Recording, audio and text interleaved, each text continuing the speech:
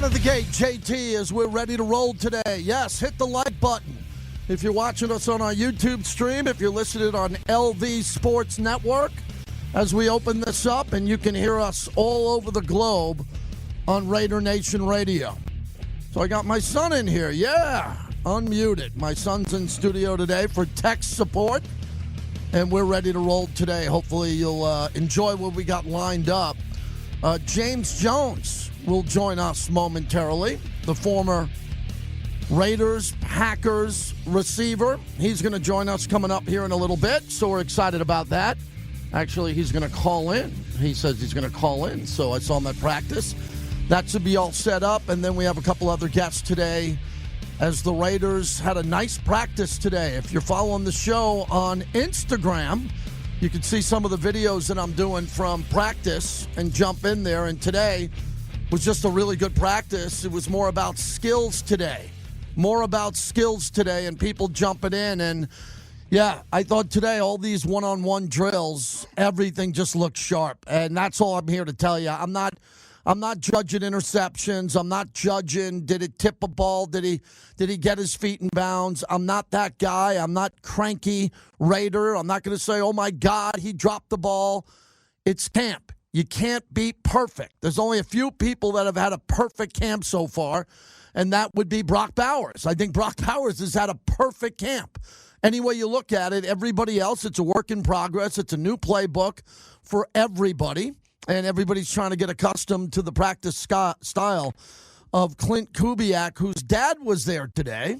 His dad, Gary, was at practice today, and that's kind of cool because I think just having another coach, a former Super Bowl head coach, on the field is a good thing, just like when Tom Coughlin was there, right? And just like Marvin Lewis, when he was there, he won Super Bowl with the Ravens, right? If you look at him, when you have coaches over the years, Pete Carroll, Super Bowl winning coach, didn't work out last year, but I like veteran coaches.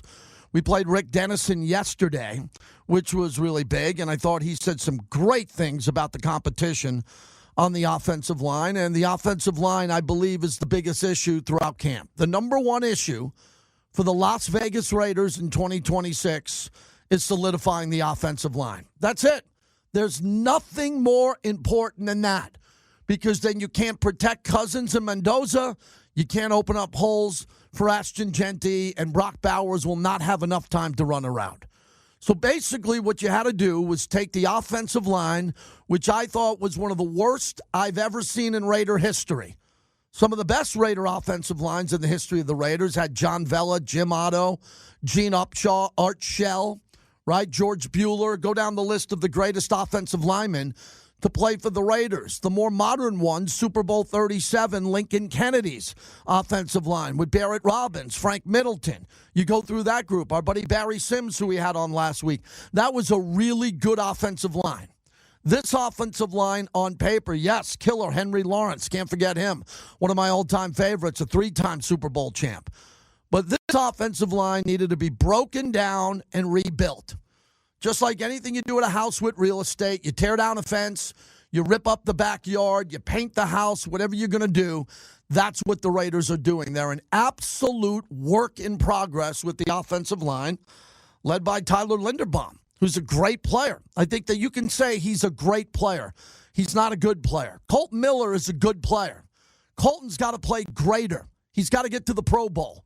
He's got to play at a higher level because he's really good. But he's never been to a Pro Bowl. So get to the Pro Bowl, get to multiple Pro Bowls. I still think Colton has a chance to do it.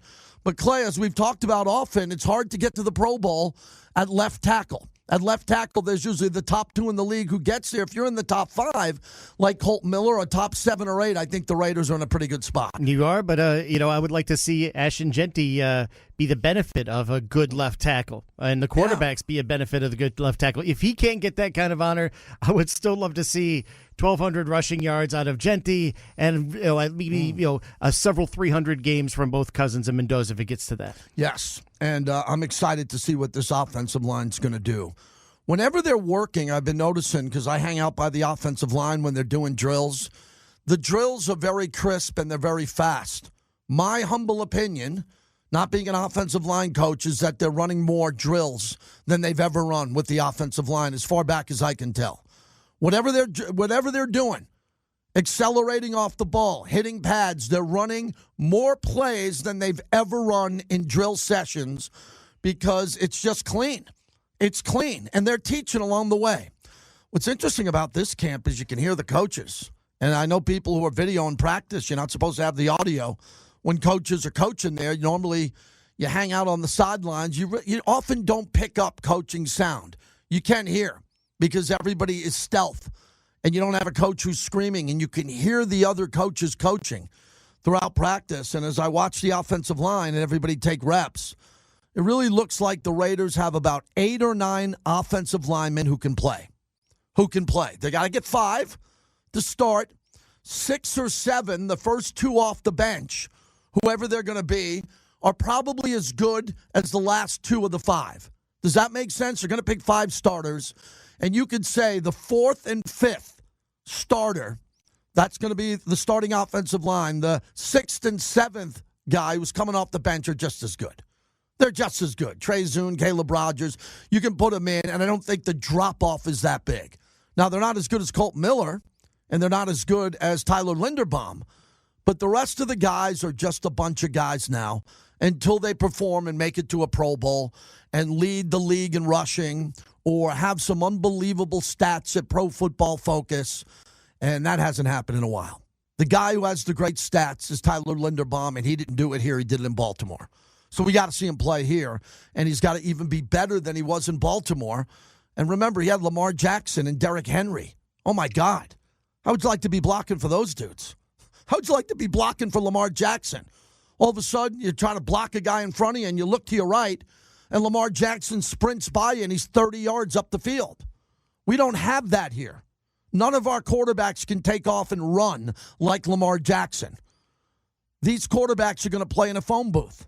They're going to play in a phone booth. The ball's going to come out quickly. Just go back. I'm watching Hard Knocks on HBO, and they just had 1 episode, so we haven't seen a bunch of them.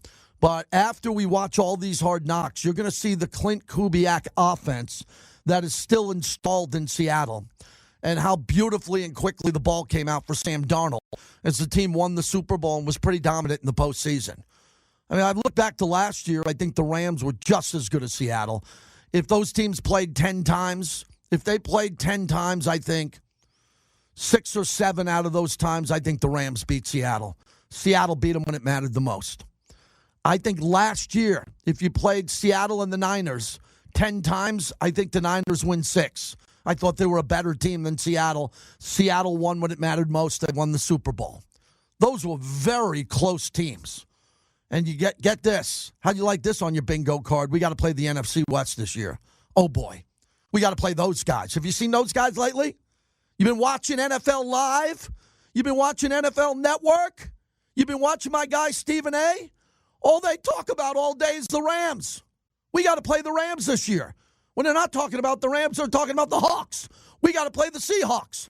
When they're not talking about the Seahawks, they're talking about the Niner Empire. They're talking about the Niners. We got to play them. Oh, they're talking about the Bills all day long. Oh, my God, we got to play the Bills. We got to play the Bills. Oh, they're always talking about Patrick Mahomes. We got to play Mahomes twice. And then there's a quarterback in Los Angeles who puts his fingers through his girlfriend's hair, his fiance's hair, and during the water break, she sits and puts her fingers through his locks and hairs of Justin Herbert. Oh, that's been fun to watch. Have you seen those comments? You think my comments are tough when people come at me. You should see what they're saying about Justin Herbert. Since when are wives on the field and fiancés and girlfriends? I've seen Family Day. I've seen Max bring his wife and daughter on the field, but I don't see fingers through the hair like Justin Herbert. What's going on here? And then we got to play Bo Nix. Can't you wait to play Bo Nix this year? My son's here. We're going to hammer the daylights out of Bo Nix. I'm not saying Bo Nix is overrated. I just said Bo Nix is overrated. Okay, Bo Nix is not going to run away and hide from the AFC West like Joe Montana did for the 49ers back in the day. You don't got to worry about Bo Nix anymore because we have Fernando Mendoza. Let me repeat, you don't got to worry about Justin Herbert and Bo Nix because we got Mendoza. And in a matter of 2 years or so, we're going to be able to jump in and we're going to be able to play with Mendoza before he even gets to his prime, and we're going to be able to beat those teams because Mendoza is the first pick overall in this past draft, and he is here to win Super Bowls and be a perennial Pro Bowler. He's not here to be Kirk Cousins. Kirk Cousins a hell of a player. So is Derek Carr, friend of the show. We didn't bring Mendoza here to be the next Derek Carr, and Derek Carr was damn good. We brought Mendoza in here to be the next Kenny Stabler. We need a snake. We need someone who's going to go win. Jim Plunkett. We need a guy who's going to win Super Bowls. We got him. Watch him every day in practice.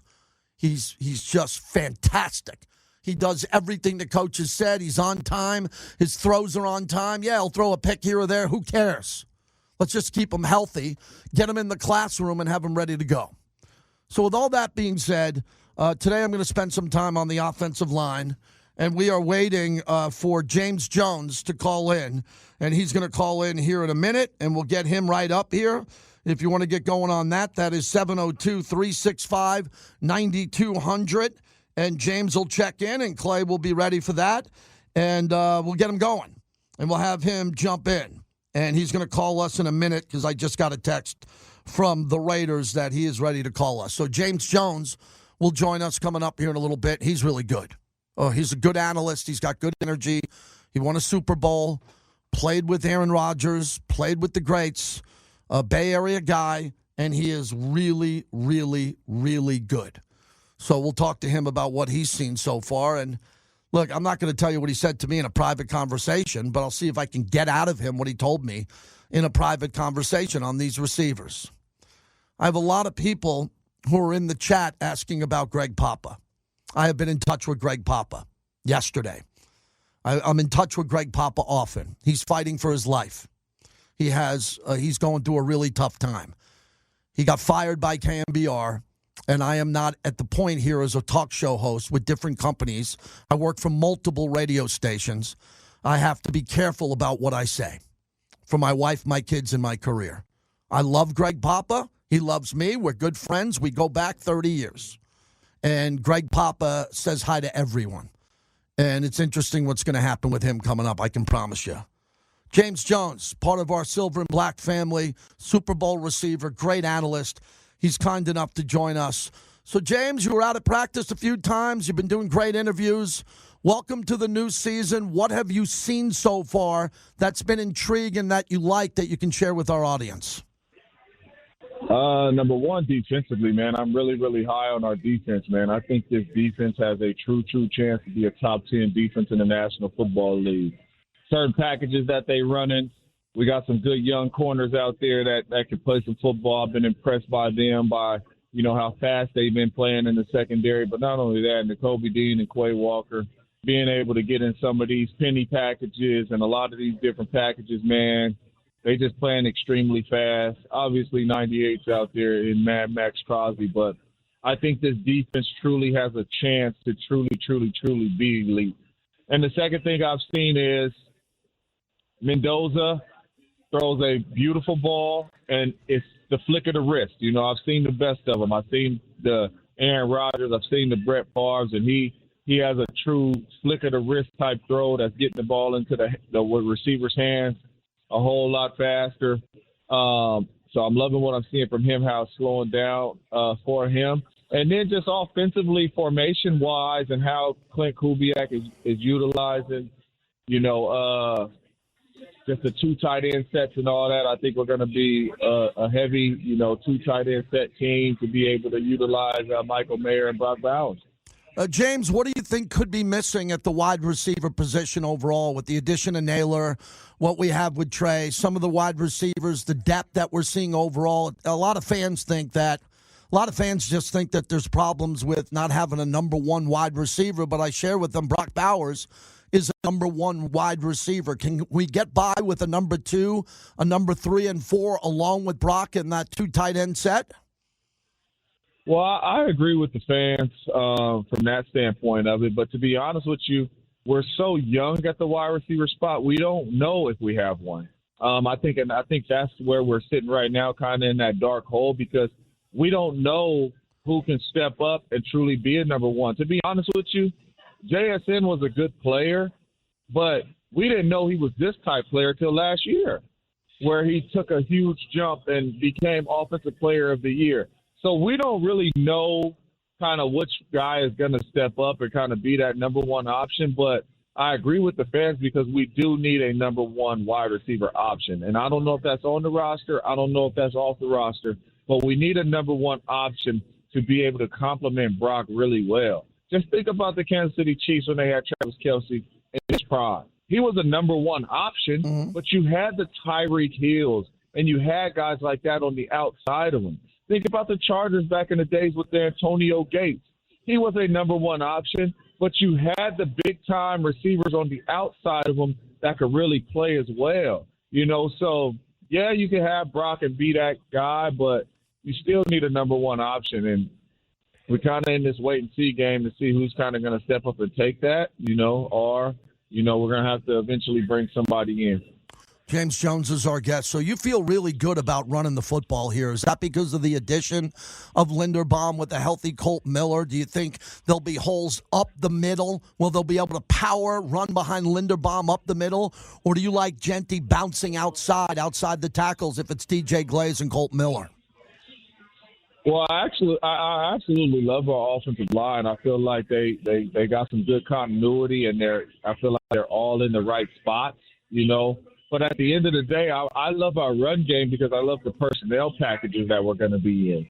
Like I say, heavy Tiger personnel, heavy two tight ends personnel. So now defenses are going to have to kind of really be in a pickle. Do you want to bring in a linebacker to be able to stop the run because Brock Bowers and Michael Mayer's out there blocking, or do you want to bring in a nickel / safety to be able to come in there and guard Brock Bowers and Michael Mayer? And if you do that, then now we're able to run the football. If you don't do that, then now you got linebackers trying to stay with Brock Bowers and Michael Mayer. So I love our run game because I think we're going to put teams in difficult situations to where they are going to have to adjust to us. And if they have to adjust to us, I think it's going to benefit Ashton Genty.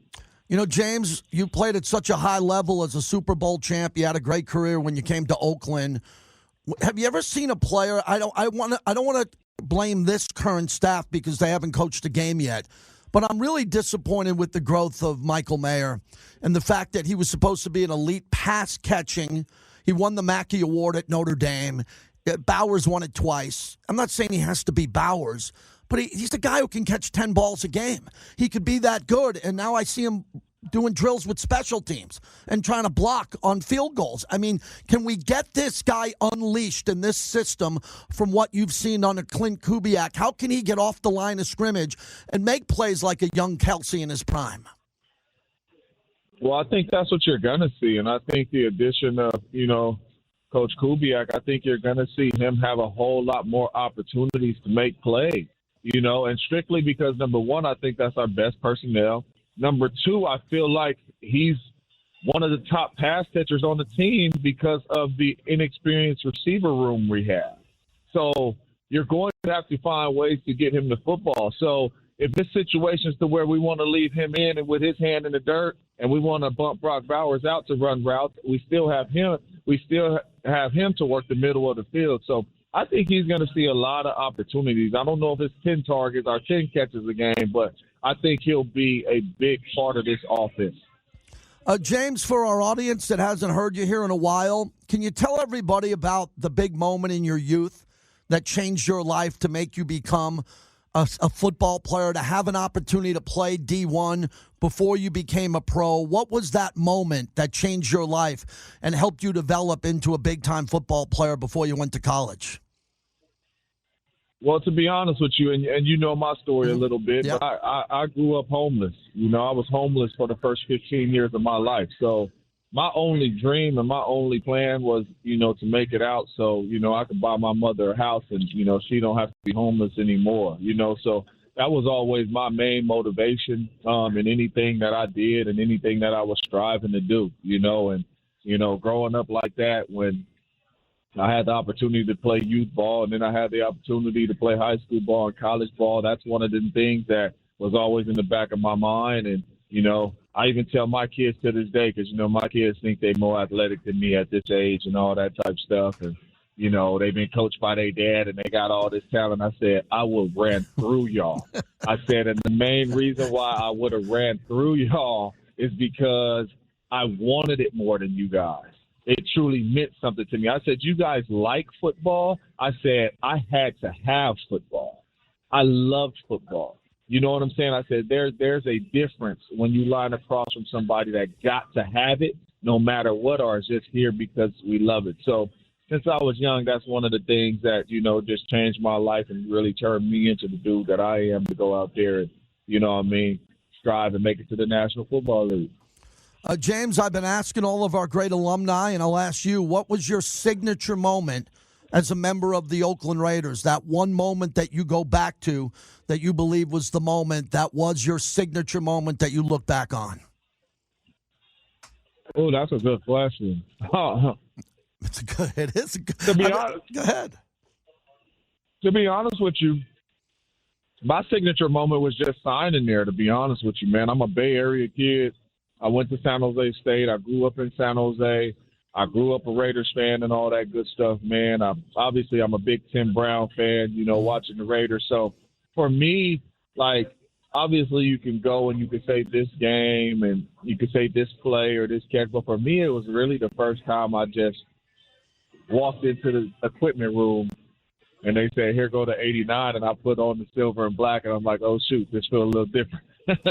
This is a little different. And it's just a moment that, I'll never forget. I'm at home, I get to play in front of grandma, mama, and all that good stuff, man, and family coming from down the street. It was just one of them moments. Well, Bill Romanowski said the same thing. He said when he came to the facility as a former Bronco and Super Bowl champion, when he signed, that was his moment.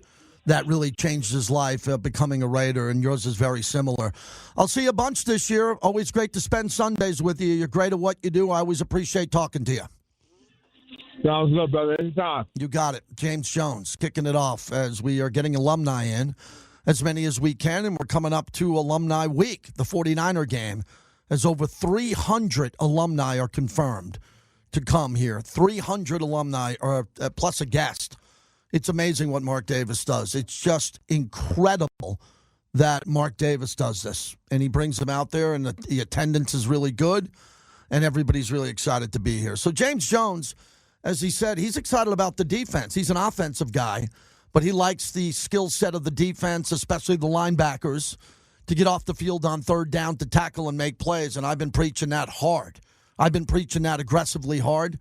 Since the offseason. I think John Spytek, who I saw earlier today and had a chance to say hello to him, I think what he was doing, as everyone said, Spy was cooking in the offseason before the draft, which it turns out it looks to be a good draft. Everybody gave the draft really good grades, but we got to see these guys play. But the offseason with the 7 new starters, in my opinion, who came in, Tyler Linderbaum, Nakobe Dean, Quay Walker, Kwity Paye, Teron Johnson. I mean, those are 4 players I just mentioned who are starters. And Teron Johnson, it's interesting because he's lining up with the ones at safety throughout camp. Well, what do they see from him there? What does that tell you? That maybe there is a little bit more depth at safety, or they just want to keep him on the field. Maybe a lot of people thought Teron Johnson was just a slot corner who could play in the slot. Maybe he can play safety. Maybe he can go out there and play safety and pick off some balls. I'm a big believer if you're a cornerback, you should be able to play on the outside. All of this slot corner stuff. Remember how everybody loved Nate Hobbs? And Nate was okay. He was a good player. Nate wasn't elite. Nate flashed at times. He just flashed. But, I wanted to see him on the outside. We had guys who weren't very good. DJ Hayden, nice guy, didn't work. Garyon Connolly, what a shame that didn't work. A high draft path. And then you start going through all of these cornerbacks. Man, it was like a graveyard to cornerbacks, right? Then we had Nnamdi Asomugha. Nnamdi came in, and Nnamdi was a very good player. But what do we got? We get like one good cornerback every 11 years? We got to get corners in here. Corners that are ball hawks, that can make plays. And if they're able to do that, then I think they'll turn the ball over and they'll give a short field to whoever our quarterback's going to be. Look, our quarterback's going to be Kirk Cousins if he wins and stays on the field. If he wins, he's going to be the quarterback here. If he doesn't win, there's no chance he's going to play. Mendoza's going to play. Right? I tell everybody, put on your big boy pants. Big boy radio. It's really simple. I can't believe every time they talk about the Raiders, they got all these guys on the desk. Everybody's live at camp. What are the Raiders going to do? The Raiders already told you what they're going to do. They signed veteran Kirk Cousins to win games until Fernando Mendoza is ready. If Kirk Cousins doesn't win games, he won't stay out there because they got to get Mendoza going. So Cousins has got to get out of the gate and at least go 2-1. And everybody, I'm not saying the Charger game is a loss. Go beat the Chargers. That'd be nice. But Miami's a must-win. I'm sorry, it's a must-win. You want to have a nice season this year? You want to have a little bit of higher expectations? Go beat Miami. Okay, no excuses. The week of the Miami game is going to be nuts. I already got 2 of the best sports talk hosts in Miami coming on. We will be at our best. And we love to be at our best every day, but that's going to be big when we get a chance to go win that. Yeah, Arnett, Cisco, that was not one of our best corners. Arnett was not, as you said, as Cisco has the emoji, Clay, of putting your hand over your face when it comes to Arnett. No, he wasn't good. I remember the first day I saw Arnett in our building, I was like, what was that? What are we doing? What are we doing? Like, why is he in our building? Like, no one, what is he doing here? And that didn't last too long. Yeah, right? My son's in the studio. Imagine being his neighbor. Imagine being his neighbor back in the day in Southern Highlands, because we knew his neighbors in Southern Highlands. I'll leave that off the air. All right, the monologue is brought to you by Modelo, the fighting spirit of Modelo. I wear a Modelo hat today, and I might have a couple of Modelos at the end of the day because my boys are in town. A bunch of buddies came into town. They're here for the Black Hat Convention. They're staying last night. And they're not a sponsor here on the show, but I went to Carbone last night in Aria. I would say to my son, pound for pound, the number one restaurant in Vegas. It's either Mother Wolf, Italian, or Carbone. Carbone Riviera. I haven't been there yet, but Carbone Aria last night was just a thing of Italian beauty. It was about as good. My buddy had the chicken parm. He said, I've never tasted anything like that. And I'm a chicken parm connoisseur. It was that good. So we had a lot of fun there last night. Buddies in town, saw some live music at the House of Blues, which was good. A little bit of a later night than I expected. Woo, you got to be out in deep Henderson at 7:30 in the morning. Wow. I think I need an apartment out there. How would mom be if I got an apartment out there? Just a little apartment there, or got one of these rooms over at the M, our proud partner, man, and stayed out there during the week because it was hot today. I was walking to the parking lot after practice. I don't know, it was 9:45 or 10 to 10, and they have a lot of shade. The cars are, there's shade out there in the parking lot, but one spot that my car wasn't in the shade. It was one of the hottest experiences of my life. And Clay, when we were working at Sports Fan Radio Network on Trop, yeah, you remember how hot that parking lot used to get back in the day? We would literally fry eggs just to have fun with it. And there's always like a family of cats roaming around that obviously survived, and they had armor-plated paws. I don't know how they did it. Yeah, I don't know how anybody – we got a great dog, and we take our dog out super early in the morning, and my dog goes in the backyard a little bit. But just take care of your pets. Just take care of your pets and your children in this heat, because when we get to August, we bake like potatoes, and it's going to be a hot one today, and it'll be a hot one all weekend. Here in Las Vegas, if you're coming in from out of town, it's 102. We're going to get to 108 on Sunday, and then next week, it's going to come down into the mid-90s, which will be nice. 2 weeks from now, we'll be going to swampy, hot, humid Houston. Haven't been to Houston since the Super Bowl. When's the last time the Super Bowl was there? It's probably the last time I went there. So we're going to go there. And then we have 2 preseason home games. We got the one against Arizona and the last one against the 49ers. And next Tuesday, we have the practice. We have the open practice at Allegiant Stadium. $5 goes right to the Raider Foundation. You know how good they do. And they're going to make sure that money gets in the right hands of people who need it. So I would bring the neighborhood. What I would do is I would tell the kids in the neighborhood over the weekend, hey, I want to get all the kids in the car. We're taking all the moms, the kids in the neighborhood, and we're taking the kids to Allegiant Stadium to the open practice. Put them in black T-shirts, get them Raider gear. That's how you build the fan base.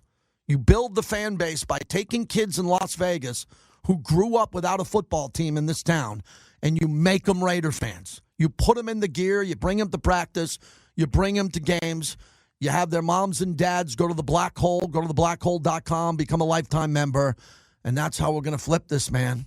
The only way we're going to sell out our stadium with Raider fans is we got to win. We got to win, and we got to have more fans in Vegas, because the fans who are the Oakland Raider fans and the L.A. Raider fans who are coming into these games are the best. They're the best. They are driving from L.A., they're driving from Northern California, the Central Valley, and they're coming in and they're spending the weekend. They're putting their money into our economy, and they want a better product on the field.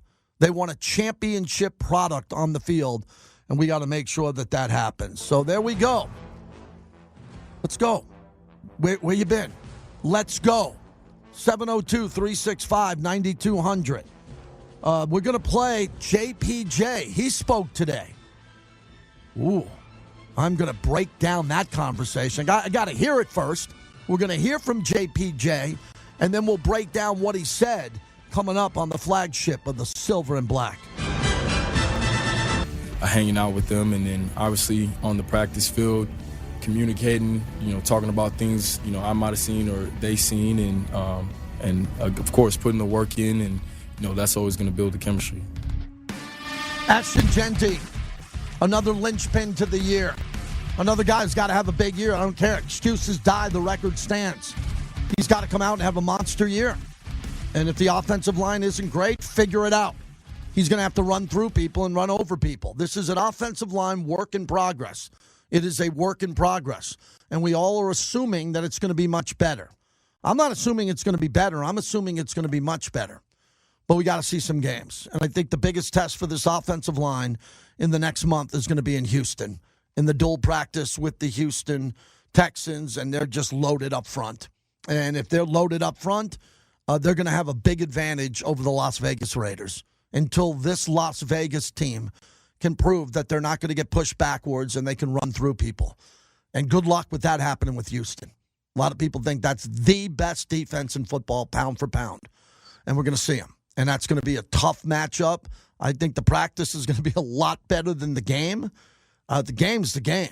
The game will be okay, but the practice is going to just be for the men to show up, because I think that's the real big test for Rick Dennison and this offensive line. How do they handle the Houston Texans?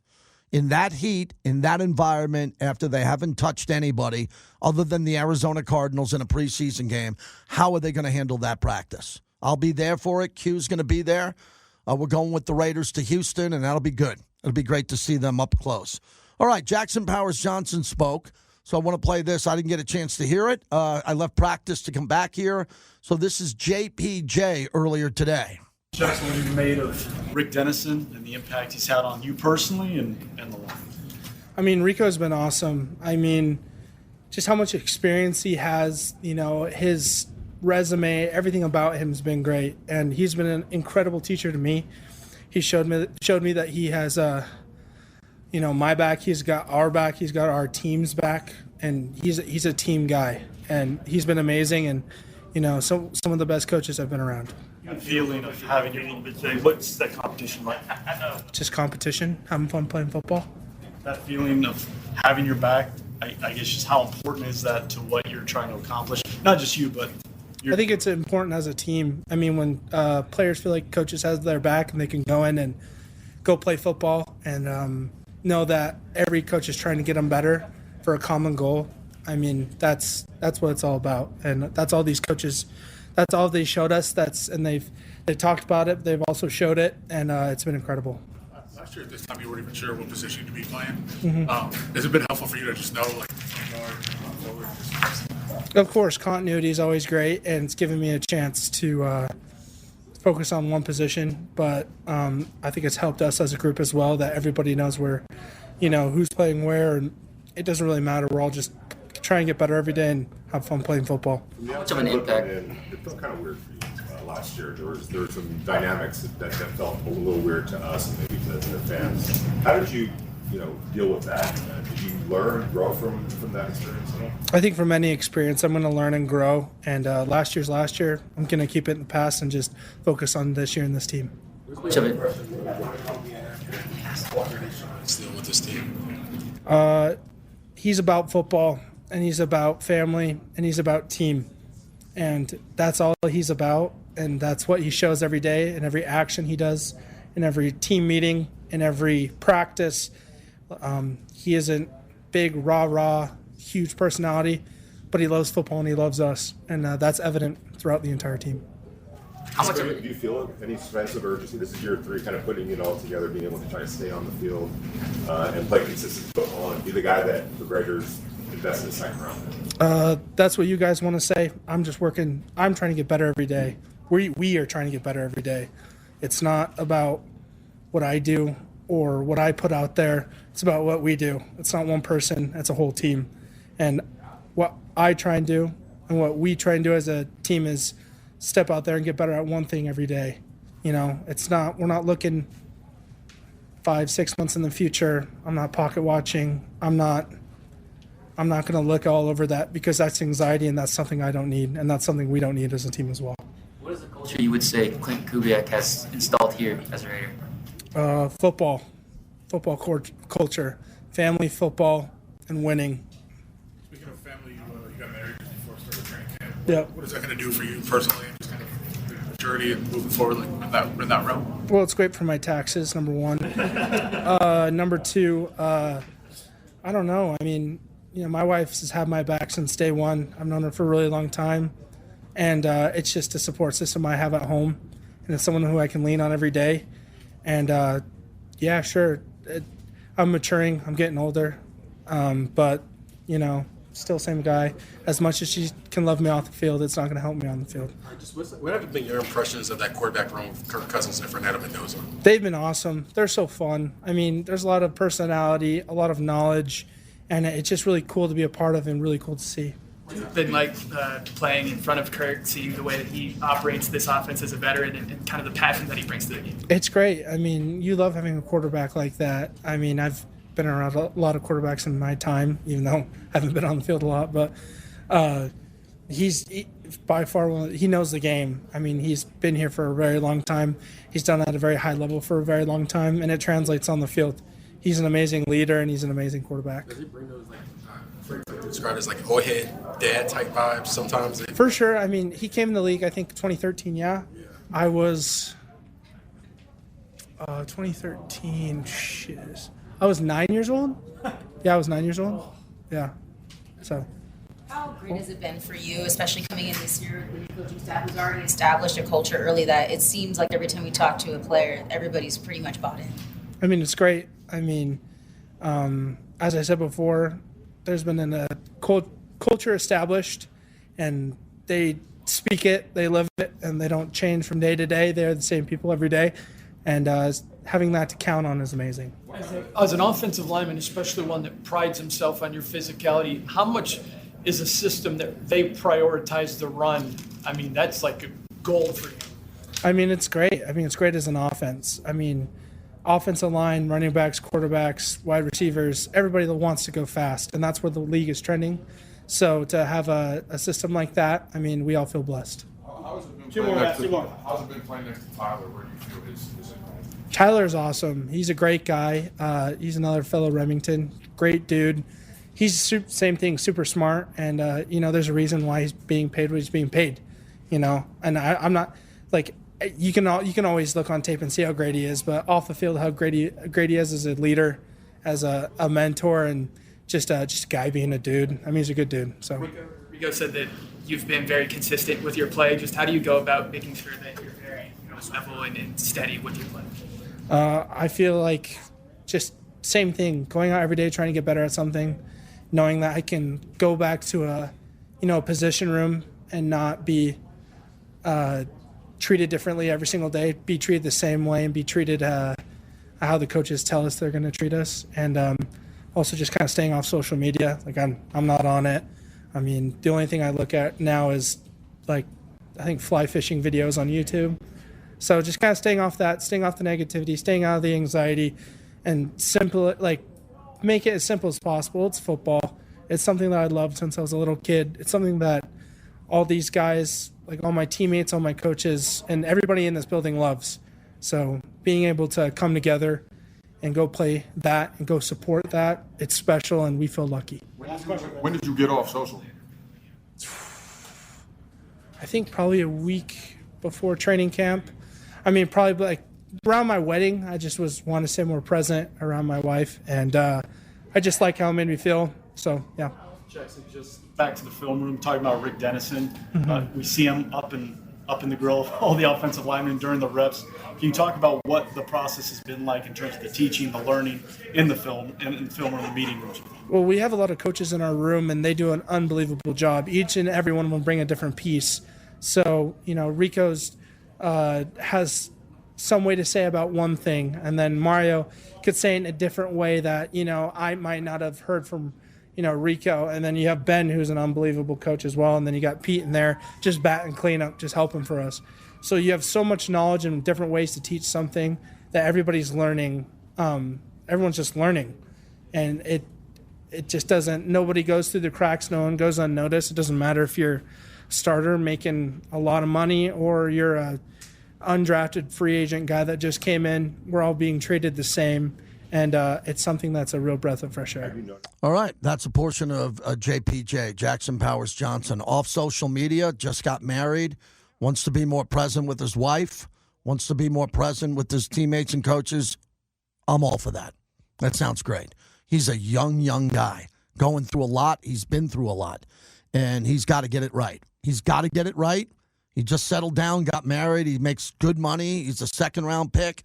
Now he's got to become a starter and develop into a Pro Bowler. That's it. It's not easy. Not many people can do that in the world. He's got to do it for the Raiders. Mike in Staten, Italy. Mikey, what's happening, man? Good to hear from you in New York. What do you got today? Hey, JT, we've had a lot of professional coaches with the Raiders. They haven't worked out, but their resumes spoke for themselves. How is this camp? You're there the first couple of days. How is this camp different with this coaching staff, the head coach and his coaches that are going to get the most out of? Obviously, me and you've been saying it all off season. We got to get the offensive line right. We don't get the offensive line right, we're in for a long season. What is making this camp different than those other, the Pete Carrolls and all the other coaches we've had? Thanks a lot, Mikey. Good to hear from you. What the difference is, clearly the teaching. I think it's the teaching, the reps, the cleaner reps, repping more and more, getting more plays in every drill, getting more drills in, getting more plays in, practicing on time, starting on time, and I think the teaching aspect of it. I've been blessed to spend the last couple of days with Fred Biletnikoff on the sideline. Freddie B's no joke. He's there for a reason. They want him there. John Spytek is thrilled that Fred Biletnikoff is there every day. One of the greatest workout wide receivers to ever live. The guy who did it all in practice. All he did was just work. So when Freddie says, I can see the teaching, I can see what they're doing, and he likes it, and he's completely engaged, sitting in the golf cart, watching, I could tell Fred Biletnikoff thinks this is different, and who knows more than Freddie about practice. We're brought to you by the M Resort Spa and Casino. 2 towers are better than one, the official hotel of the Raiders. Welcome back to the JT the Brick Show, brought to you by Modelo Especial, the new #1 beer in the U.S. Gino's under center with Ashton Genty behind him. Tyler Lockett split out wide left. Bowers and Thomas to the right. Gino's going to roll right. His eyes towards the back of the end zone. He dumps it. Genty at the goal line. Touchdown, Raiders. Gino on a 4th and 2 found Ashton Genty right at the goal line. Deuce in the end zone. At 5:11 to go, the Raiders not done yet. It's 24-9 Cleveland. Man, we lost to Cleveland. We, the Raider Nation, lost to Cleveland. Come on, man. Shador? That was Shador, right? Come on, man. You can't lose to Shador. We got quarterbacks. I'm going to give you my list of the quarterbacks next hour that we're playing. If you haven't heard it yet, please stay tuned to the quarterbacks we're competing against next year. Welcome back, everybody. We're brought to you by Steiner's. Wow. What a great new partnership that we're going to have with Steiner's. Some of the best bar food you'll ever have in your life. The greatest Cobb salad in the world. It flows well there over at Steiner's. Everybody who goes there to all their different locations feels like they're part of the family. We're going to have Roger in here, the owner, in a couple of days to cut some spots. He'll be here on the radio with me. We welcome Steiner's, proud new partner of Raider Nation Radio. Big Al in San Francisco. What's going on, Big Al? How you been, buddy? I'm good, JT. I'm, as we say, doing my best. Been looking at some of the, some of the preseason stuff, and my thoughts on the Raiders. If the offensive line is, if it improves and it's intact, they can be a very dangerous team.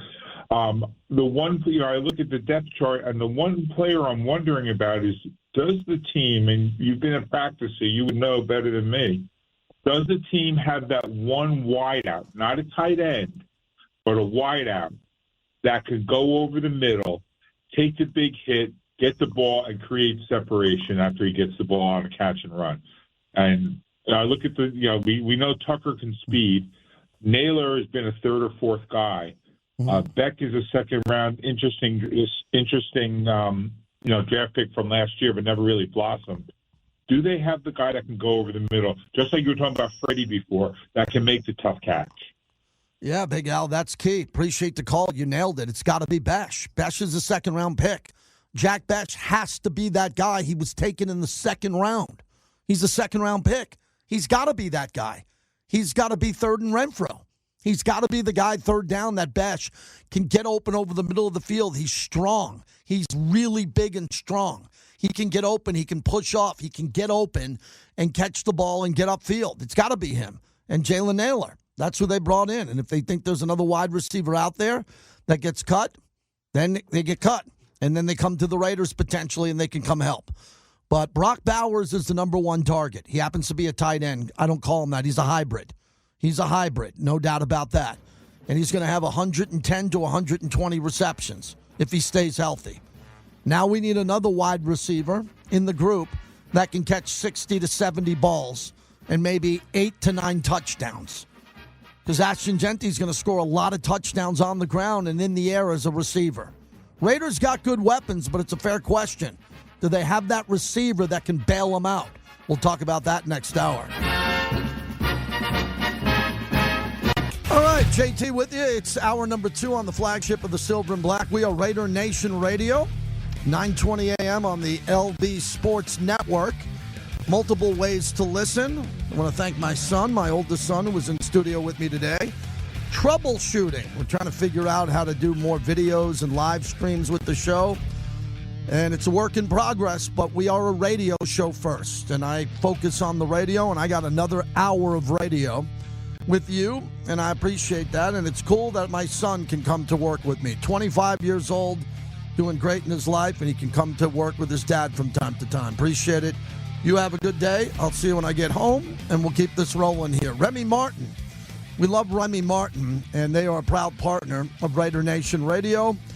If you're ordering a cognac tonight, order the right one. Remy Martin. They just did something huge. They knocked Hennessy off the top spot in the world's best bars.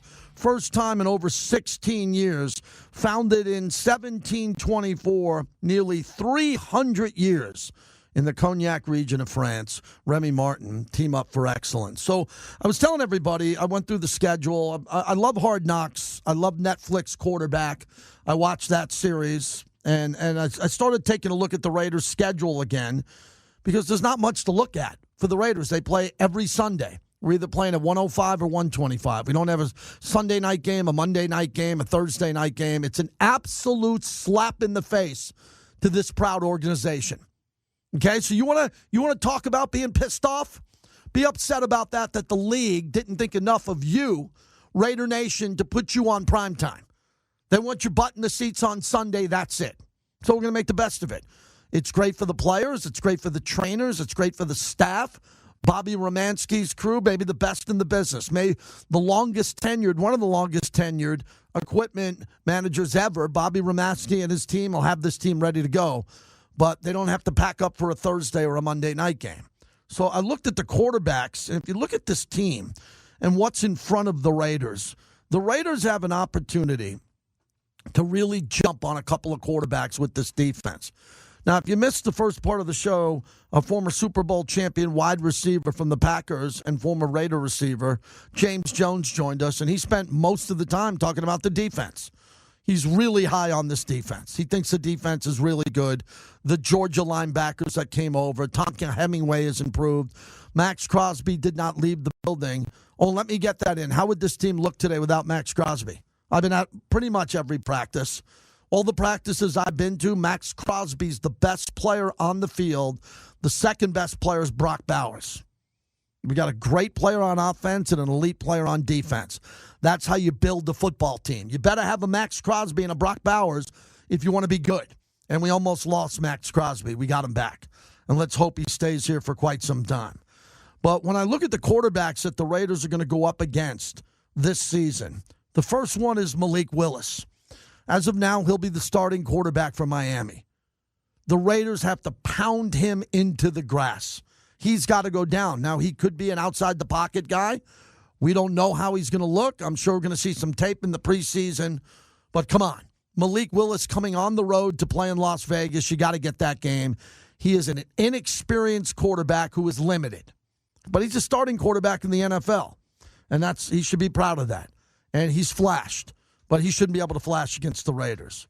Next quarterback is Justin Herbert. I believe Justin Herbert is elite. Not good, he's elite. He's just 0-3 in the playoffs. He's not going to be 0-3 much longer. He's going to start winning games. He's that good. But the Chargers always have a problem. There's always an injury. There's an injury. They always get guys banged up. One of these years, the Chargers aren't going to have any injuries. And they're going to be really good, and they're going to be a Super Bowl contender.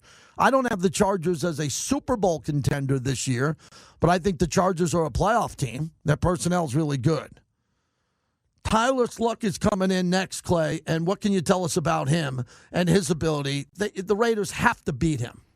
Have to beat him. I mean, he played well at the end of last year. Yeah. But also a lot of those games, the Saints were, the score was out of reach, and so they're throwing a lot, right? Yeah. So you're going to add a lot of attempts and completions that are in kind of like you could say garbage time. But he felt like they finally got some chemistry with him being able to throw the ball downfield and be explosive, and finally got some of the offense going. And I think that's giving that team a new look, that they are now becoming a little more pass happy than before. So those are the first three quarterbacks. Now, if you're driving, please make sure you pull over. Pull over or make sure your seatbelt's on. You ready for the next four quarterbacks the Raiders play in a row? In a row? They play Patrick Mahomes, Drake May, Josh Allen, and Matthew Stafford.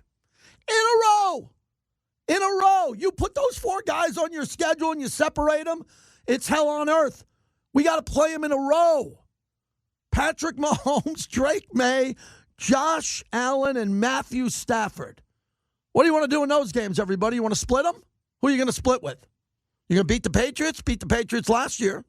You got to hope you beat Mahomes at home. But Mahomes has owned the Raiders.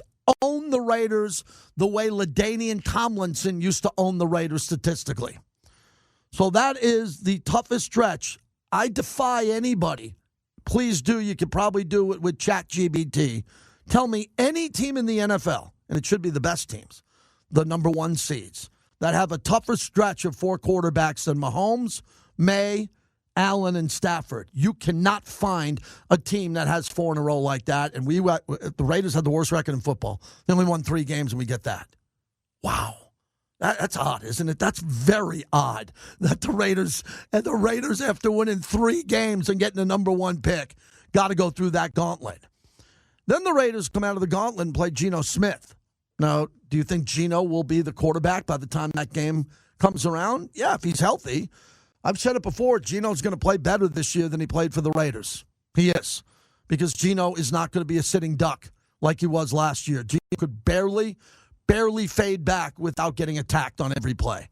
Geno will play better. He played at a very high level in Seattle. He did not play at a high level in Las Vegas.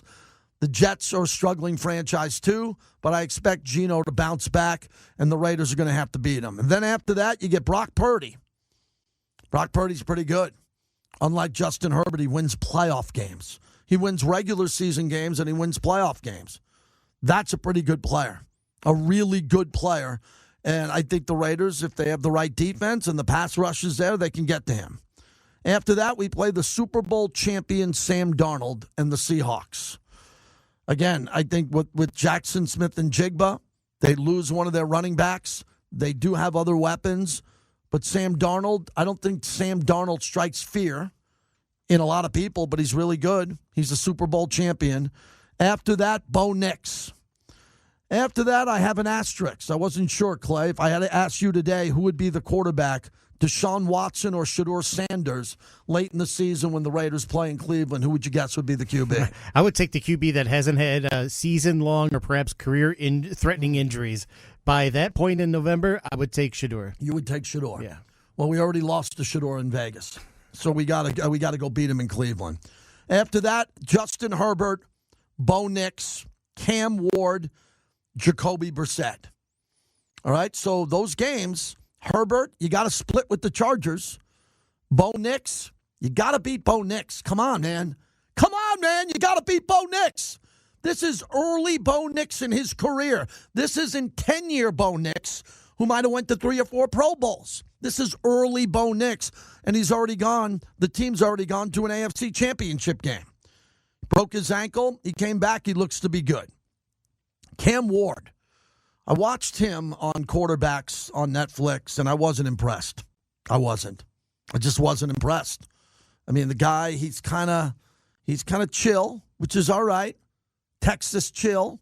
It's okay. Likes to go fishing. Likes to drive his truck to the creek. Go fishing. That's great.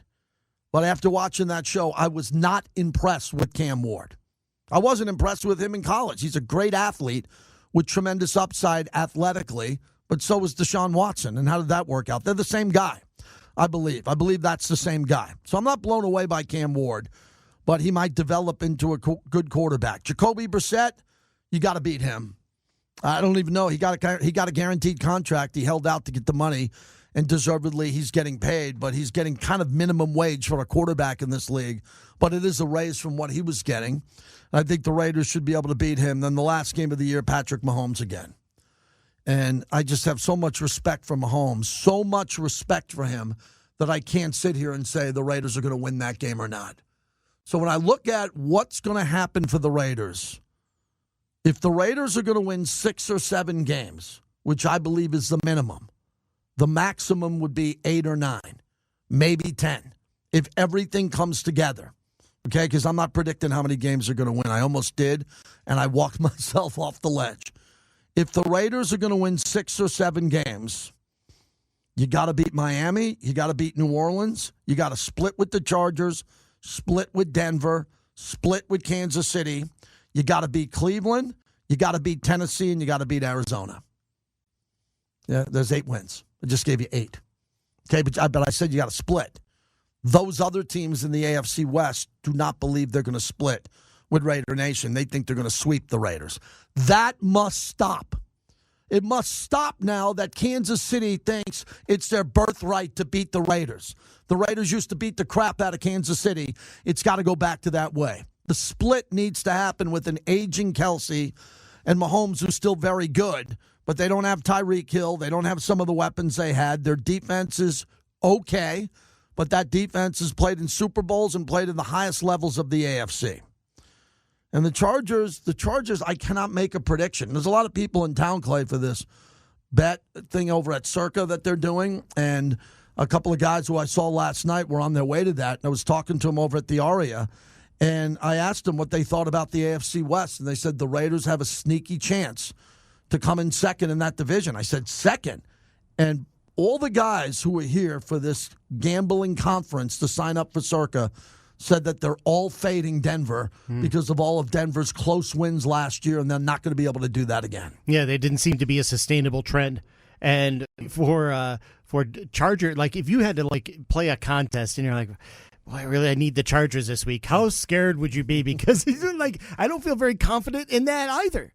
So banking on a team that could kind of rise from the ashes, but at the same time is doing things in a very detailed manner, in a slow manner, I kind of like that because you're getting back to basics and you don't know what the Raiders really have in their attack. So something's got to give there, and every year we see at least 4 teams come out of nowhere to at least be competitive in December. And I would love that to be the Raiders. If the Raiders did not have this schedule, if they had a fair schedule, and look, I could say it's fair or not, who cares? You got to play the games.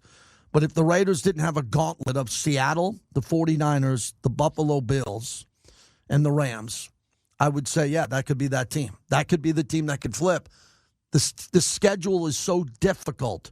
You're going to need a lot of good things to happen to win one of those games out of those 4 teams. You don't want to lose all 4 of them. You'd like to win 2 out of 4. You're not going to win 3 or 4 out of 4 against those teams. You're just not going to do it. So pick your poison. Pick the team you want to win along the way. But the quarterbacks, as I went through that quarterback group with everybody, I mean, where's the fear? Who's the quarterback that you look at on that list that I just gave you and said, oh, boy, that's really tough? For me, it's Buffalo. I think Josh Allen, the MVP, is the best player in football right now. He's the best player in football, and the Raiders have a chance to beat him at home. Mahomes is just great. First ballot Hall of Famer when his time is right. A brilliant football player. Justin Herbert's got all the talent in the world. I actually believe, and I'll stand behind this, I believe Herbert is more talented than Josh Allen and Patrick Mahomes. He just hasn't put it together. And eventually he's going to put it together. And then Bo Nix, who I'm impressed with Bo Nix's grittiness and toughness, but I've seen a whole bunch of Bo Nixes in my life in football. Over 50 years, I've seen a lot of guys who look like Bo Nix. Some of them have won a Super Bowl or 2. Right? Jeff Hostetler won a Super Bowl. Trent Dilfer won a Super Bowl. Brad Johnson won a Super Bowl. Joe Flacco, very good player. One of the greatest postseasons of all time, won a Super Bowl. Can Bo Nix, does he have that type of ability? Matt Ryan should have won a Super Bowl. Was up 28-3 in the Super Bowl before Kyle Shanahan choked that game away. Not Matt Ryan, not Julio Jones. Kyle Shanahan choked the Super Bowl away, up 28-3, as his team was just discombobulated with 28-3, a lead that should have been it. And Kyle started calling all these stupid plays, turning the ball over, 3 and out. Tom Brady, the greatest win of his career.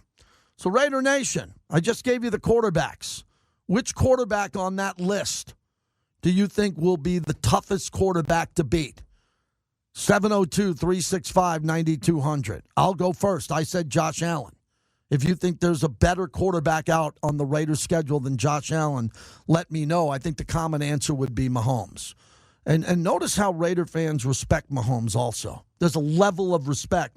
The way the Raiders used to respect Terry Bradshaw, even though the Raiders thought they were better than the Steel Curtain, the Immaculate Deception.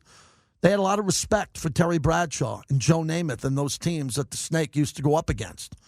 Well, we've just seen too much of Mahomes. It's an overriding theme in this organization that Mahomes is going to beat this team every time he plays, except for maybe once here and there over a decade. Got to start splitting with Mahomes. Have to, because Mahomes is in the prime of his career. He'll be in his prime for another 4 to 5 seasons. If he plays till he's 40, why wouldn't he? He's got plenty of years left in his prime. Herbert, different story. You can get him on the ground. You can bang him up. You can rattle him. But if you give him, with Alt and Slater, a clean pocket, forget about it. He'll pick you apart all day long. So those are the quarterbacks who the Raiders are playing, and they're some of the toughest quarterbacks in football. I didn't even mention Matthew Stafford. Clay, are you assuming coming off the MVP that Stafford's going to, I mean, I don't want to say this. I want everybody to be healthy. I'm not going to guess he's going to get hurt.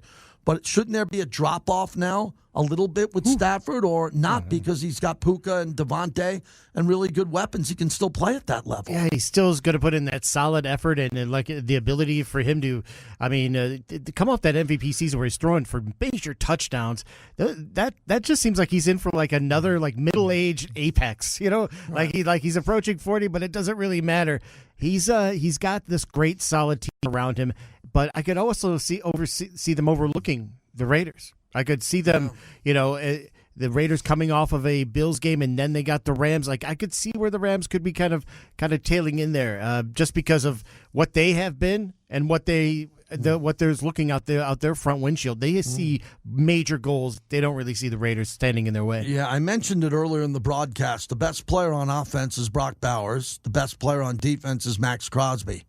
The X factor for the Raiders, the X factor, is Clint Kubiak.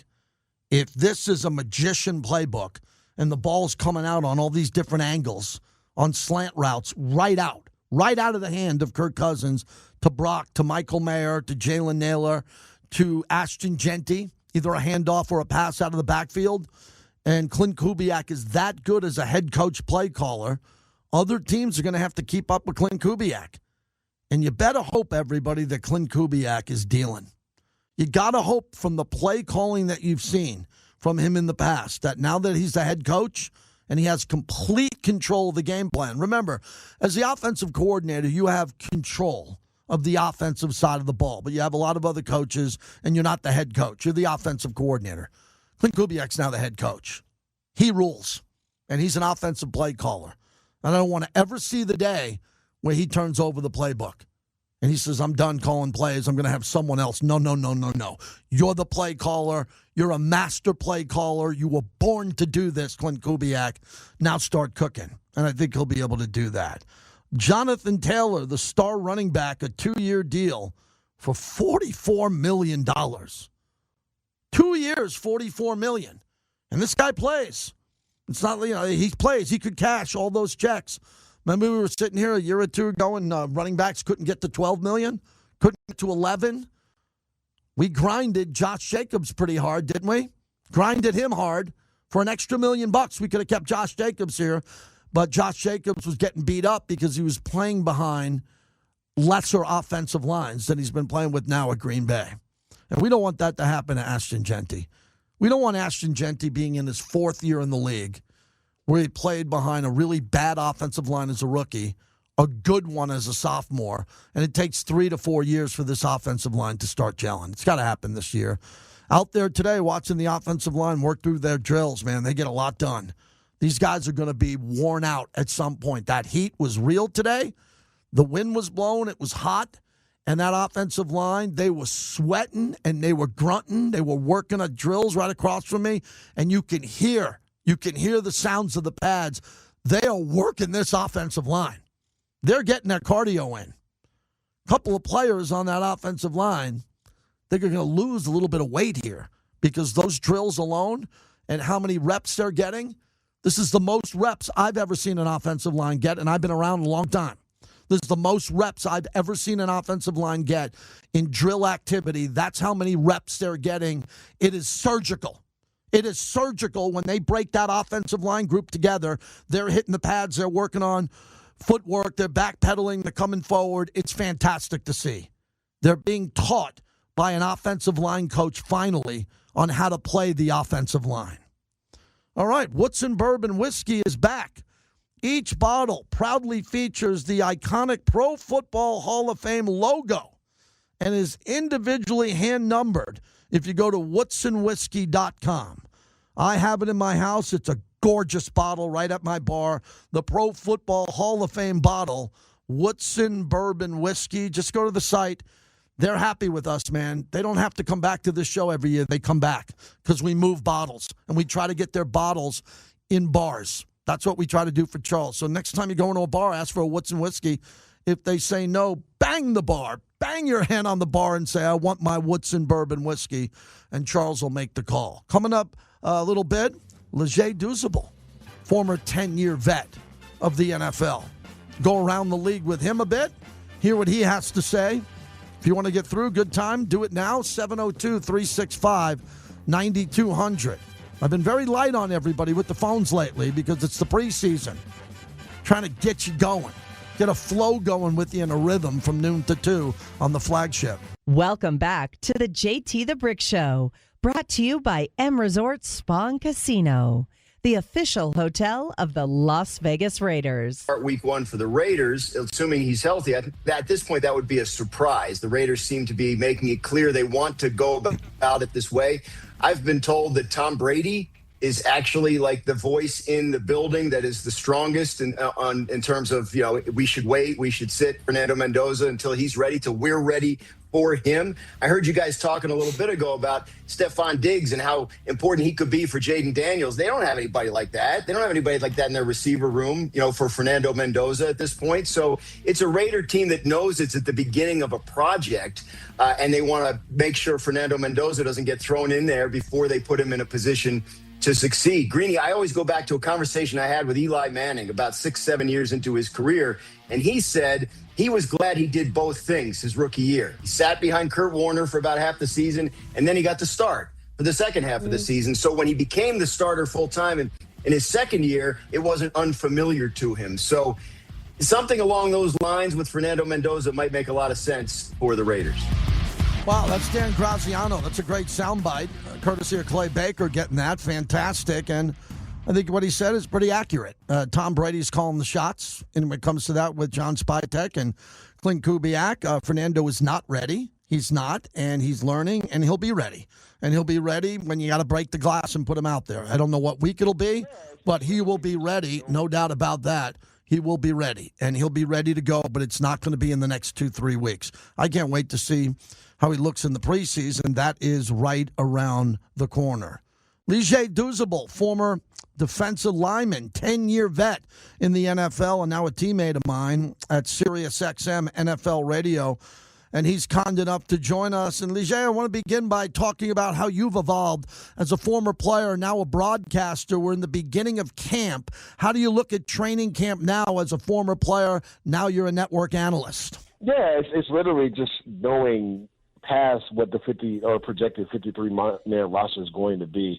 I think calling games, JT, in college really helps me as far as growth as an analyst, because I know what the back half of the roster looks like, and guys that are probably on the borderline potentially for getting cut and potentially going to another team, either claimed on waivers or a team picks them up later on during the season. So I just think the involvement of what I do from college football, calling those games and having a real clear-cut understanding of the players that are making that jump to the next level, which a lot of those guys will be bottom of the roster guys if they're not high draft picks. I think that is how I have evolved as an analyst when it comes to, what you do from preseason to regular season and throughout all the way up and through the playoffs.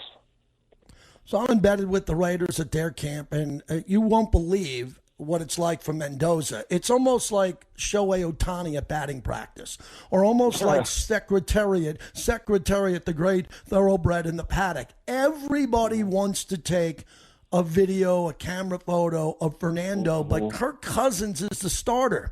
He knows Kubiak's playbook better than Sam Darnold, who won a Super Bowl. So what do you think about this mentoring, considering the Raiders have a gauntlet of a schedule where at one point they got to play Kansas City, the Bills, Seattle, the Rams, the Niners, all in a 6-game stretch? Would you wait and let Mendoza marinate, or do you just drop him in after 4 or 5 games and see if he can swim?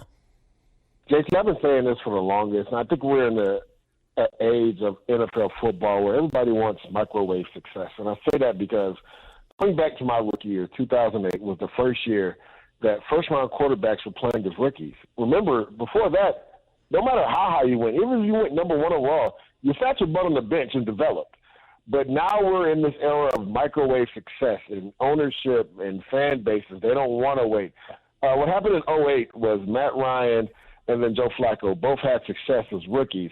And then that kind of changed the trajectory of how quarterbacks were developed in the NFL. I believe the next year was Sanchez and Matt Stafford. Both of those guys played right away. And from then on, guys just didn't wait. But we have a vast history of quarterbacks coming in as first-round picks and waiting. Aaron Rodgers, Patrick Mahomes, Jordan Love.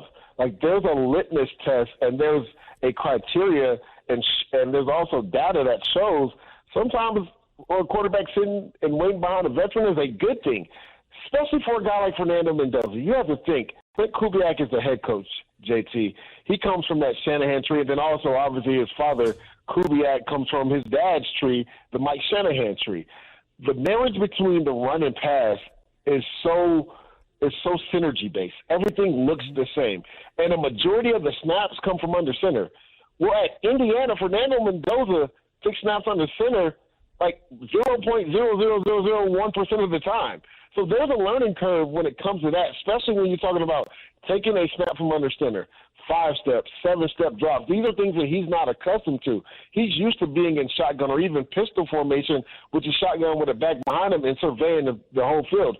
Now when you're under center, you got to turn your back to the defense. You have to process that much quicker. So you said it already, JT. Kirk Cousins comes from that tree. He played in Washington when he was there. He was with Kevin O'Connell in Minnesota, who's also from that McVay tree, which comes from the Shanahan tree as well.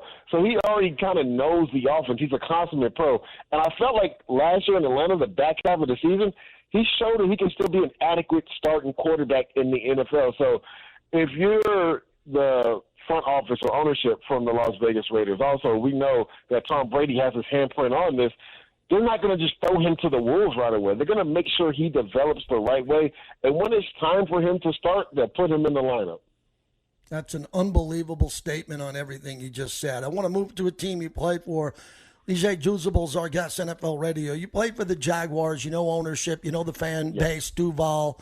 Travis Hunter, how do you bring him along? Man. Year one was a waste. It wasn't a waste for his mind and spirit being an NFL player and his rookie card. Everyone wants to buy it. I get it. They need a reset. I need to know how many snaps a corner. Leave him alone. Let him play corner, slot receiver, or develop him into a superstar. I said only take him if you think he can be a superstar elite player.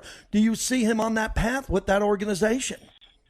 Yes, but he's got to stay healthy, and that's something that's plagued him even going back to college. And you talked about it, JT. Right now, that trade that they made and the draft capital they gave up, they're in a deficit, right? You always talk about investments and, like, are you in a deficit? Are you even, right? Are you in the black?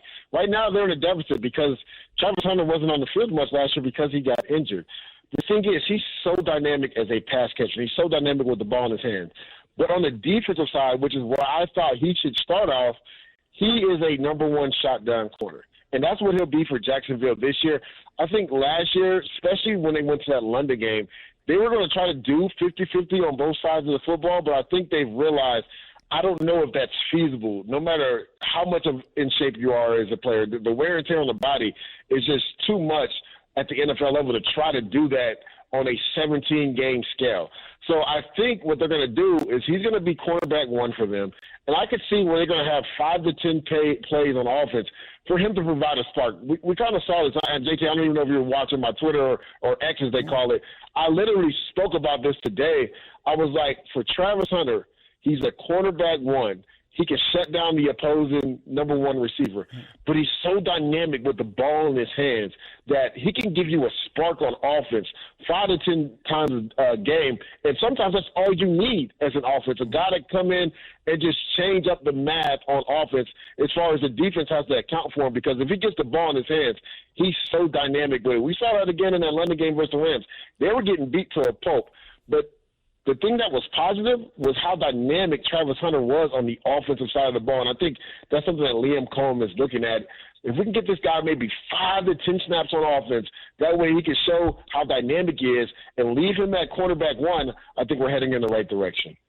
DJ Douzable's our guest, NFL Radio. You can catch him all the time. He's grinding through camps, giving you what you need there. Going to Dolphins camp next on NFL Radio.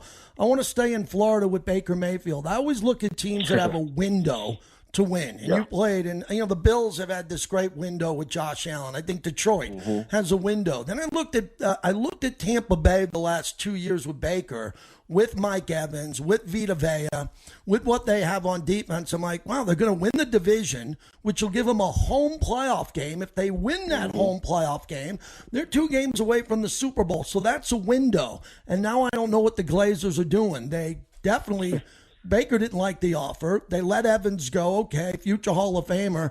Now Vita Vea wants out. What signs are you seeing with the Buccaneers that they're in trouble or they can navigate through this? Yeah, it'll be interesting to see how this plays out because I've seen so many people speak about this and saying, well, technically he's under contract, and if he doesn't want $50 million a year, then they can let him play out. But I would say this: if you're the Glazers, the ownership, and Jason Light, the GM, you got to be careful what you wish for. Like, there's a set market for what quarterbacks or starting caliber quarterbacks could get. And then there's a set market for what good starting caliber quarterbacks should be getting. When you look at some of the guys that are making more than Baker Mayfield right now, Trevor Lawrence, Jordan Love are both making 55. I think Brock Purdy is around 53, and then Tua would have been getting 53 this year. When you look at all those quarterbacks, maybe besides Brock, have any of those quarterbacks accomplished what Baker Mayfield has since he's been in Tampa Bay? The answer is no. So my thing is, only being 31 years old, JT, we know quarterbacks now, because of the rules, are playing up until they're close to 40. So you're thinking you're still going to probably get at least 4, maybe 5 good years out of Baker Mayfield. My thing is the conversation should be around $55 million because that's what the market is. Remember, Dak Prescott, who probably hasn't had as much success as Baker Mayfield now, if you talk about regular season, those guys are probably really close at what they've done as far as the numbers, as far as production. But playoff-wise, Baker's been more productive than Dak Prescott, and I love Dak Prescott. Dak Prescott's making $60 million a year, JT. So if you're Baker Mayfield, you have every right to be upset because there's a clear-cut market. I compare it to the housing market. People can get mad and get mad all they want, but there's comps in the neighborhood when you're trying to buy a house. And when you buy a house in a neighborhood, it's based off the comps in that neighborhood. But when you look at the comps to Baker Mayfield, the conversation should be around $55 million, and that's just what it is. But just like anything in business, JT, people try to get as much labor for cheap as possible, but you got to be careful who you do that because that is supposed to be the leader of your franchise, right? That's the guy that's under center. Mm-hmm. That's the guy that had the most pressure, JT, of any quarterback because he was following the GOAT, Tom Brady, and he kept them in contention for winning the NFC South every single year. I just can't believe this deal hasn't gotten done because there's a clear-cut market for what he should be making. BJ Douzable's our guest. We wrap it up. Now, I'm not going to put you on the spot here, but you are a paid now media analyst and doing well, and you're a former player, so you have to answer these questions. I think Tony Romo is going to get out of the alleged DUI because I think the attorney's going to say, look, you made him look like a clown. He took off his socks. He's doing yoga poses. Any good DUI attorney is going to get him off that because there's video. They can find a loophole. But CBS might want out. It's $72 million. We're not talking $7 million. So Romo is a former player that you competed against to know him.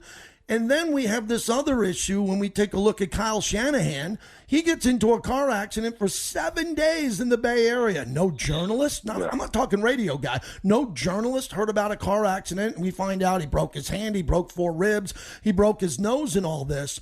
There's some interesting storylines here that the media, like you, kind of have to talk about, but they're uncomfortable topics. How do you see those two storylines?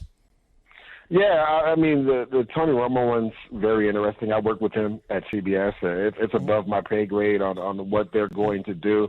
But I'm sure that they'll do their due diligence. Again, I don't know the true ins and outs as far as, what actually took place. Like I've seen some of the clips of the video as far as what has been leaked from that pullover. But I'm definitely against anybody drinking and driving. I feel like we're in the age where – there's Uber and, you can pay for a driver. Like, it's irresponsible to do that. But I'm also one that I also afford grace because everybody does make mistakes. The Kyle Shanahan one is interesting, like you said, JT, because it was almost like a week and a half before anyone even found out about this story. And then I do appreciate Kyle coming out and quelling any, thoughts of the other person being at fault for the incident because I know that was a storyline that was getting put out there. So 100%.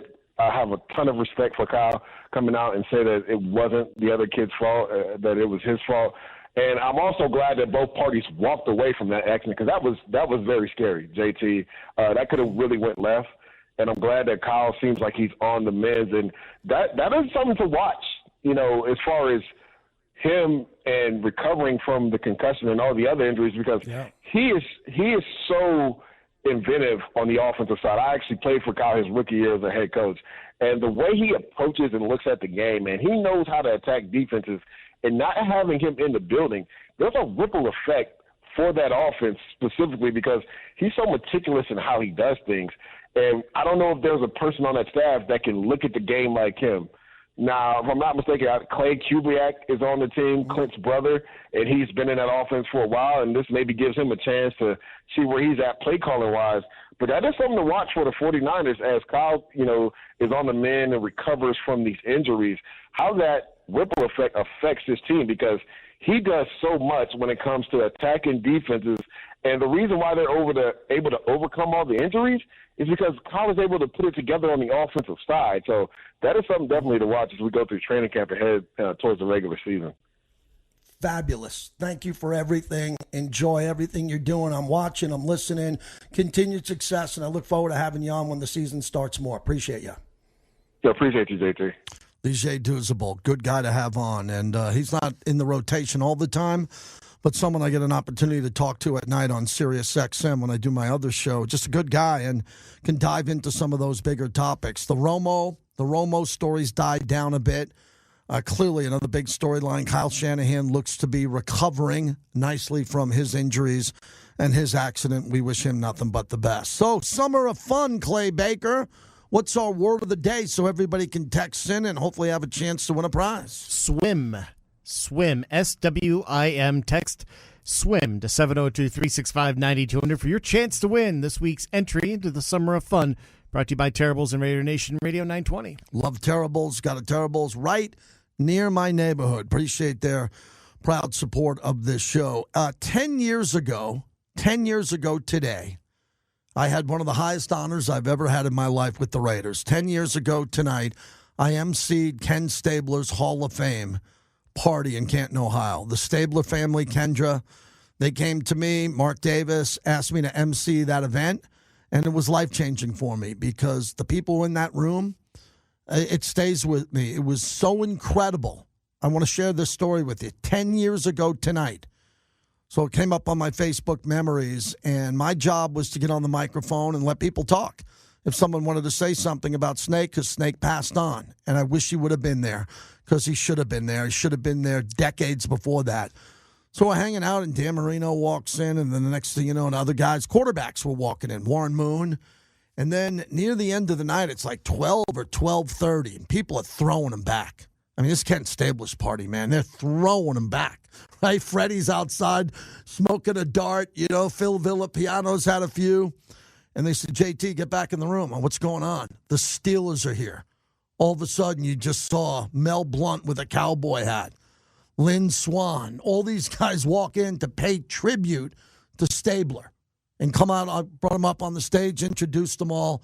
The level of respect from those Steelers, 4 or 5 of them that walked into that room, was unbelievable. That was 10 years ago tonight. And 4 years ago tonight, I had the high honor of emceeing Cliff Branch's Hall of Fame night, which might have been one of the craziest parties, in Raider history, because Mark Davis hid it from everybody until we found out Diana Ross would perform.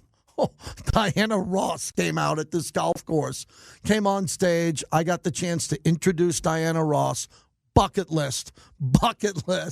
And she came out, and I think she did, 10 songs, 8 songs. And everybody, I remember Rich Eisen and everyone's looking around going, well, wait a second, what is this? Because you go from party to party and there's entertainment, but there's no Diana Ross. So that was pretty incredible, too. And she performs here regularly from time to time. So, hey, and then last year, Eric Allen got in. How about that? Our buddy EA is back in Canton. We've been texting. Now he's going to go on stage and sit on the stage with Mike Haynes and all the other legends there as a Hall of Famer. How cool is that? EA last year had the gold jacket. He stood up. He gave a speech, which was incredible. So I got a chance to MC the party for Eric Allen, Tom Flores, Cliff Branch, and Ken Stabler. And I hope that I get the opportunity to do it again. Lester Hayes, Jim Plunkett, and the guy who's sneaky good and should get in, I think quickly he should get in, is Shane Leckler. Shane Leckler came out on the top 100 players of all time. They brought him out on the field with Brady and Montana. How is he not in the Hall of Fame? Shane Leckler was brought out on the field at Super Bowl 50 10 years ago as the second greatest punter of all time behind Ray Guy, a Raider. And he's still waiting for the Hall of Fame. I don't know why we're waiting. I don't understand it. I mean, look, they're not going to let 30 punters in. Adam Vinatieri's finally getting in. Why did they make Adam Vinatieri wait this long? I have no idea. But they made him wait. And it was really unfortunate. Bill Belichick's not back there. Bill Belichick's not in the Hall of Fame this weekend. What a slap in the face. Vince in North Las Vegas. How are you, Vince? Thanks for calling in. JT, how you doing? I'm doing great, man. Thank you, Vince. Appreciate you. Go ahead. I wanted to get your thoughts. I asked you yesterday, and I would like to ask you the same question. Where would you place Clint Kubiak as far as an offensive mind and a coach? I understand Clint Kubiak is under the Mike Shanahan trees. I just wanted to hear your thoughts and opinions on where he stacks up. Because if you look at the Shanahan tree, there's 11 current active head coaches right now in the league. They all under the Shanahan tree. Where do you think he stacks up against the McVays, the Matt LaFleurs, the Kyle Shanahans? Even if you look at Ben Johnson, Ben Johnson wasn't under the Shanahan tree, I believe. But he was the best thing smoking. I mean, every team wanted Ben Johnson to lead their team. And if we look at that's why I kind of get excited. I know everybody wants Mendoza out there, but if we have a guy like Clint Kubiak to take a quarterback like Sam Darnold, I think we have the potential to even see Kirk Cousins, a seasoned vet. Who knows? This might be a new and improved, Kirk Cousins. So I just wanted to ask, where do you think Clint Kubiak stacks up? I can't stack him up. He hasn't coached a game yet as a head coach. Can't do it. Can't do it. I'm being honest with you. I don't know what Q said. I'm sure Q had a great response. I can't. He hasn't coached a game as a head coach, so I can't put him up against any of the guys you mentioned. As a play caller, as an offensive coordinator, I put him in top 5 in the league. I said that when he was an offensive coordinator last year, top 5 in the league, and that's why he became a head coach of the Silver and Black. We'll know pretty quickly how good of a coach he is because it looks so far like he's a really good practice coach. I've been around a lot of coaches at practice. I'm loving what I'm seeing with him. It's so efficient. It's so fast. Everything is on time and ready to go. Just love watching him coach these practices. Welcome back to the JT the Brick Show, brought to you by M Resort Spa and Casino, the official hotel of the Las Vegas Raiders. The Chiefs reached out at one point. The Dolphins reached out. The Raiders reached out. He had some conversations with some teams, but I think it was going to be Washington all along. For Stephon Diggs, it just made too much sense, especially I think at one point Washington was definitely considering Brandon Ayuk, and a lot of people thought that would get done. And then there were a bunch of social media posts, speaking of social media, and that helped create the opportunity for Stephon Diggs in Washington. And Keenan Allen still out there. Adam Schefter, were the Raiders in on Stephon Diggs? Well, are they in on Keenan Allen? I do not know. And I'm not going to ask John Spytek that. If he feels like they want to add a veteran receiver, they could go ahead and do that. Go add a veteran receiver if someone doesn't separate a camp and have a great camp. So far, this camp has been brilliant to watch Brock Bowers. He looks better than ever. He's still a young player. He should. He looks great. Want to tell you one more time about the Black Hole. They have their big kickoff party. It's the night before the home opener. It's at the Palms. It's at the pool. Too Short. Warren G. will be performing. It's a big concert. It's a big party. There will not be a bigger Raider party than this party, arguably all year, unless the Raiders make a playoff push and the Black Hole's putting on playoff parties. So if you're trying to go to theblackhole.com. Go to theblackhole.com. Get your tickets. Sign up to become a lifetime member, and you'll get a discount for that. Get a cabana. Take your friends and go out. That's going to be a special night coming up here sooner than you think. Thanks to Clay. We appreciate Lise Douzable, who joined us, and James Jones. Nice to talk to him. He kicked off the show today. Full show tomorrow on a Friday.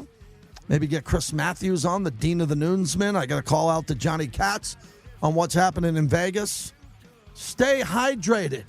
It is hot, man. 5 degrees cooler, Andrew, here in Summerlin. That 5 means something. Go out to deep Henderson's, 5 degrees hotter. I am getting in the pool, and I will have a Modelo. And Q is on deck with an outstanding show as always. We'll see you back here tomorrow.